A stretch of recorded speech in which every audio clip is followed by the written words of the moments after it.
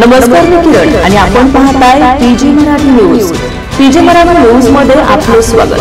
पाहूया बातमी सविस्तरपणे। मागील अनेक वर्षापासून प्रलंबित असलेल्या स्थानिक स्वराज्य संस्थेच्या निवडणुका न्यायप्रविष्ट असल्याने अनेक वेळा पुढे गेल्या।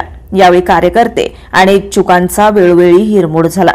आता हे प्रकरण अंतिम टप्प्यात आल्याची शक्यता असल्याने पुन्हा एकदा कार्यकर्ते आणि इच्छुकांच्या आशा पल्लवित झाल्यात। राज्यात नवीन सरकार स्थापन झाल्यानंतर सत्ताधारी पक्षाकडून तसेच खुद्द मुख्यमंत्री देवेंद्र फडणवीस यांनी हे प्रकरण अंतिम होईल आणि पुढील 3-4 महिन्यात निवडणुका लागतील अशी अपेक्षा व्यक्त केली आहे। यावर उच्च न्यायालयात 22 जानेवारी रोजी सुनावणी पार पडणार आहे। यामध्ये स्थानिक स्वराज्य संस्थेच्या निवडणुकाचा मार्ग मोकळा होणार का हे बघणं महत्त्वाचं ठरणार आहे।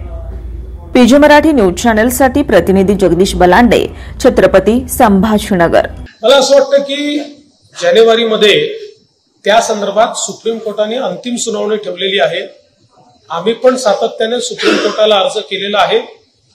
मला अशी अपेक्षा आहे की जानेवारी महिन्यातच सुप्रीम कोर्ट सुनावणी अंतिम करून या संदर्भातला निकाल देईल आणि त्यानंतर जो काही स्टॅट्युटरी वेळ असेल त्यानंतर ती झाली पाहिजे। आता त्या तारखा ठरवायचा अधिकार आमचा नाही, तो इलेक्शन कमिशनचा आहे।